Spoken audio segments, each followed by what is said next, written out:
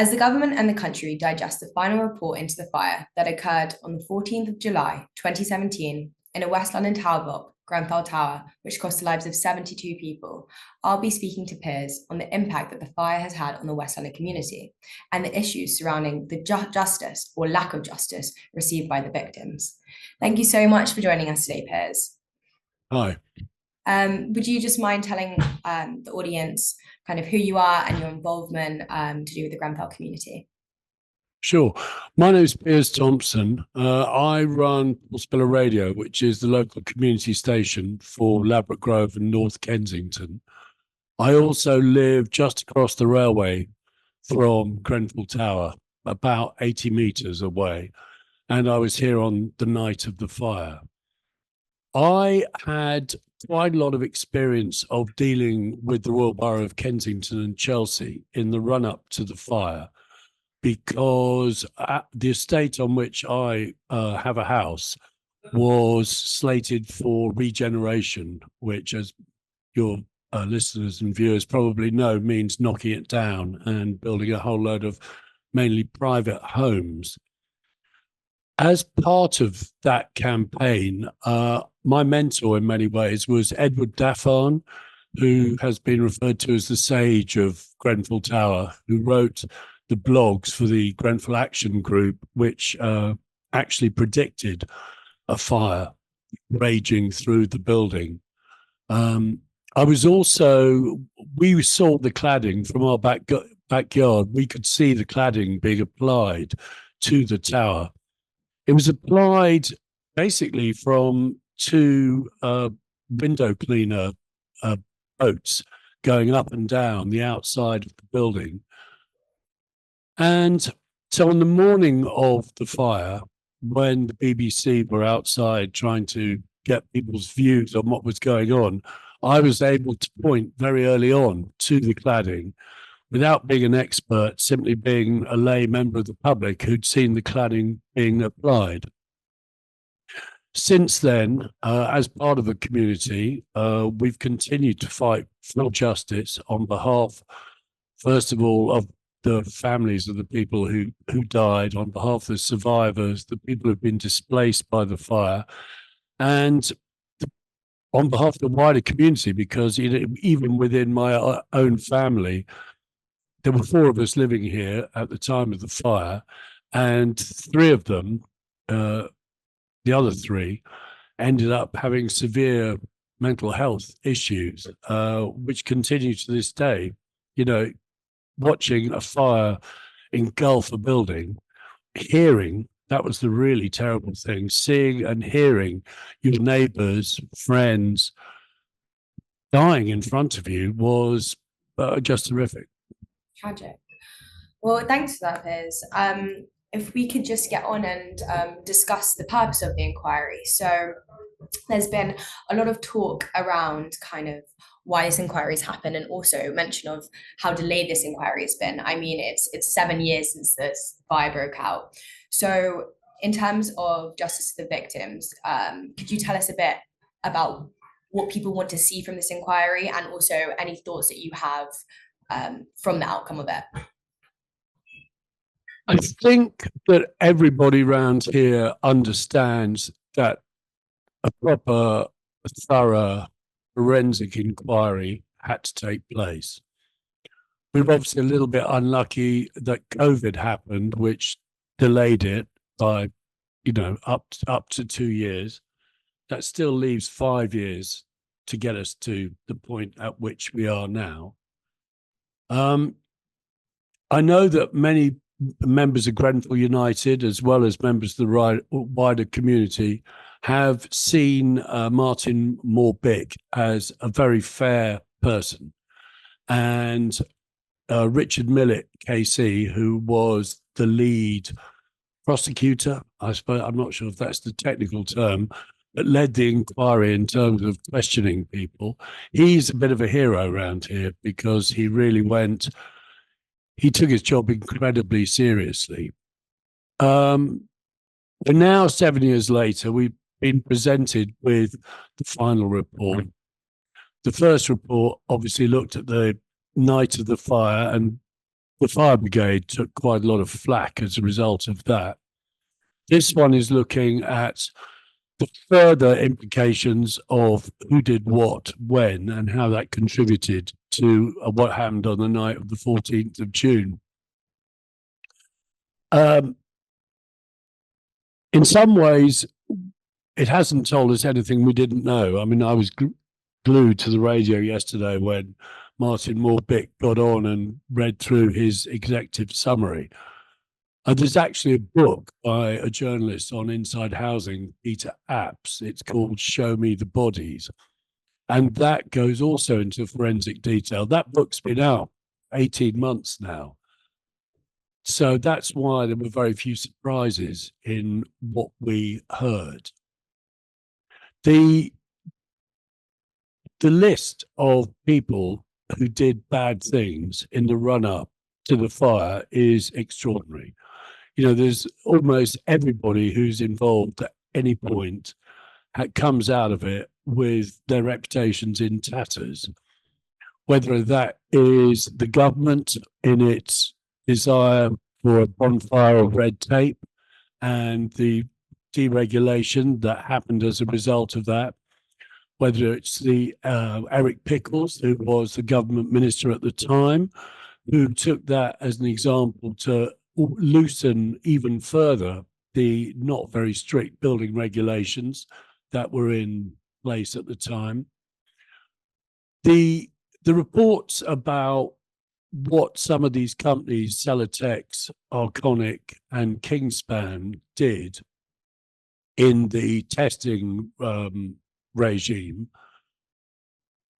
you know, whole walls going up in flames in laboratories in seconds, and you know, and then they hushed those reports up. In other instances, they added an extra retardant element to the test. It still burst into flames, and they hid the results of those tests. The fact that they, you know, the internal emails showed their callous indifference to what might happen to people who ended up living in homes that were covered in this essentially inflammable materials. My neighbour George Clark, the architect, on the radio yesterday described it as being the equivalent of basically cladding it in firelighters. The council, our own council, RBKC, in pursuit of cost cutting, went for the cheapest materials. When Ed Daffan and the Grenfell Action Group and wider members of the Lancaster West is the estate on which Grenfell stands, the council's attitude to the residents who raised perfectly reasonable concerns and prescient concerns, as we later found out, they were treated as a rebellious faction who needed to be dealt with. In one part of the report into stage one, they were worried that this rebellious faction was going to spill over into and infect our estate, where they were trying to knock everything down. So we end up with this long list of people, all of whom are culpable in various ways. And I always compare it to Murder on the Orient Express, where, if you remember, the denouement is that everyone did it. Yeah. And that leads us to worry a little bit about, well, not a little bit, it leads us to be very anxious about whether anyone is ever going to be held account, because there are so many people in the dock. Yeah. Yeah, well, thank you for that, Piers. Yeah, it's very worrying, the fact that so many people are culpable and we don't know in terms of what's going to happen in terms of prosecution. On that point, talking about culpability, looking at it from a political perspective, it's difficult to point the finger, like you said, at a single one person. But do you think that this whole review, or the Grenfell tragedy in its entirety, has shown us systemic issues in our politics? And if so, kind of what do you think really needs to come about in terms of change? I think today Angela Rayner made a speech in which she said that one of the major shifts that has to happen in terms of governmental culture is that people have to start treating residents in social housing with more respect.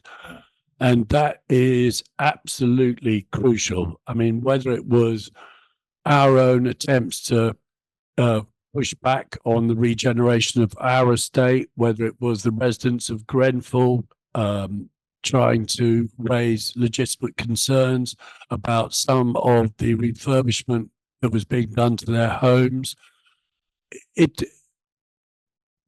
Social housing tenants have to be treated with respect, and that goes to the very heart of everything. Another thing that has to happen is that when these inquiries report, I think the recommendations have to be implemented. Yeah. After phase one of the inquiry, I noticed today the fire brigade has actually implemented all 29 recommendations that were made to at the LFB after phase one.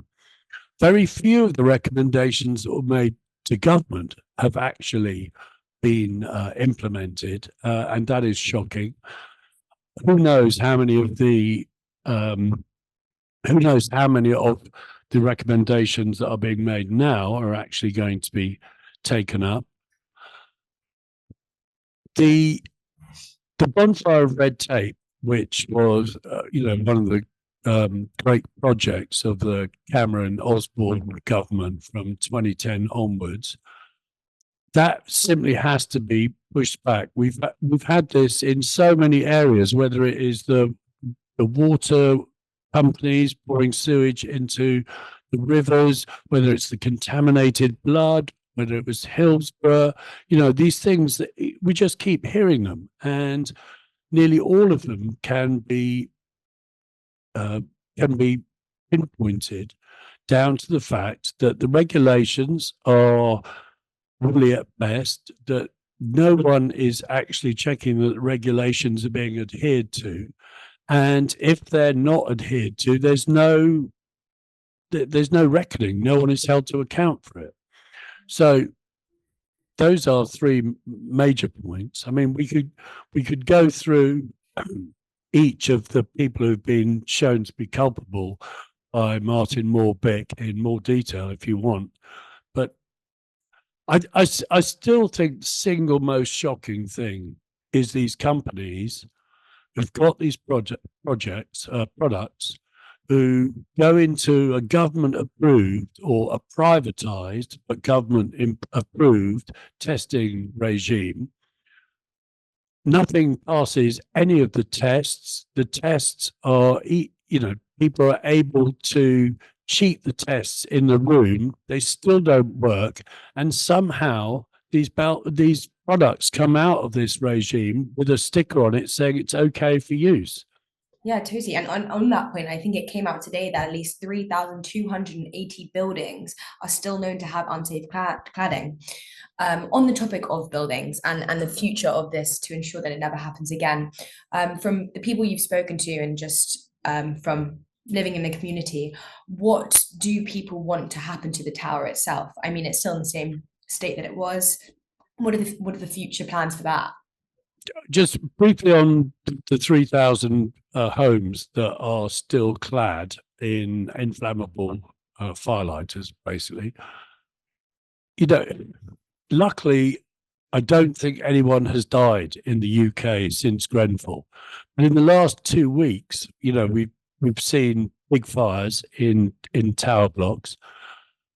Interestingly, the first fire, which happened in Dagenham, happened in a clad tower block, and that shot through the building.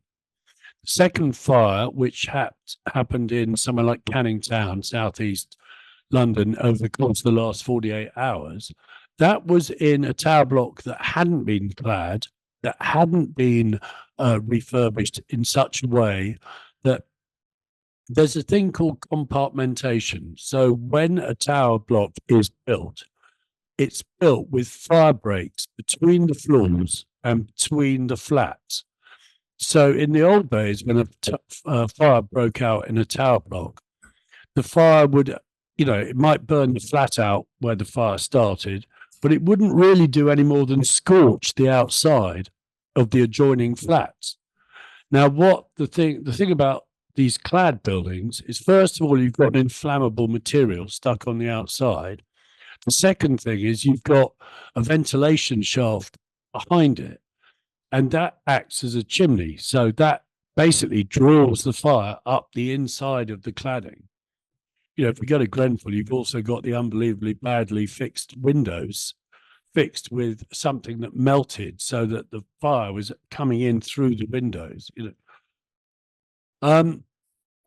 got, I think I read this morning, 172,000 people still living in these buildings, which are unsafe. It's ruining their lives with everything from, anxiety about dying in your bed overnight because a fire breaks out, through to the fact that people can't move. People are having to pay ridiculous insurance premiums. They're having to pay for fire wardens to walk the floors of the building at night. So, I mean, Angela Rippon has this morning said that she wants to provide greater strictures on anyone who's not uncladding and their building in quick time. It's still not really good enough. 7 years is a long time. And on the legislation, one of the few things that has come out, first report into part one of the inquiry, is the Building Safety Act. Now, there was a woman on the radio this morning talking about that. She works with companies who are trying to ameliorate the situation on clad buildings.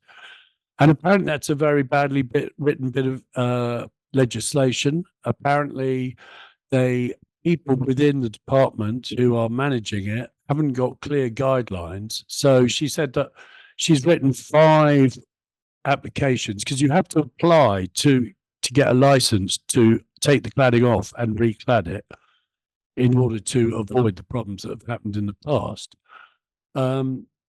She said that she's written 5 applications to address the different buildings, the cladding on different buildings, and each one has been treated in a completely different way, because the civil servants at the department have got no clear guidelines on what to do next.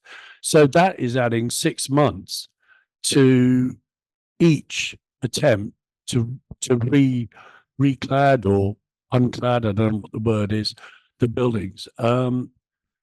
So there is, at the moment, it's, the thing is a mess. There's not enough has been implemented to make the situation better, to make sure this never happens again.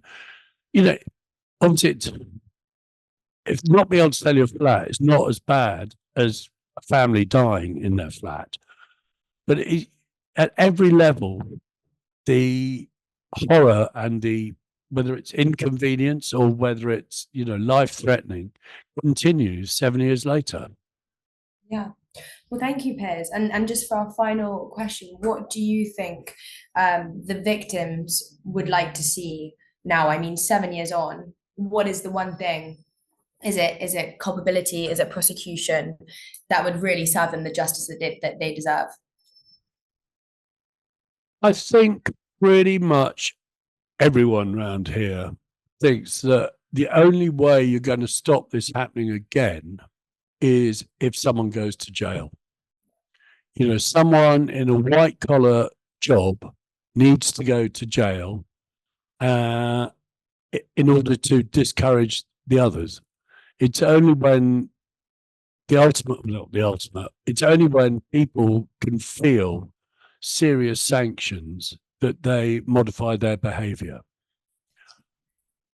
I don't, for a lot of us around here, it's members of the council who we have a particular animus with, because they're the ones who we dealt with at the time.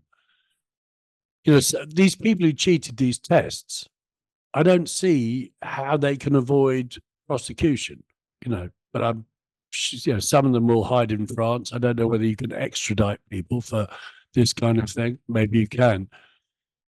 I don't know what corporate manslaughter charges for corporations is really going to do, because you can't send a corporation to jail. So in terms of justice, we've had the truth bit. The truth has come out in the report, and someone has to suffer.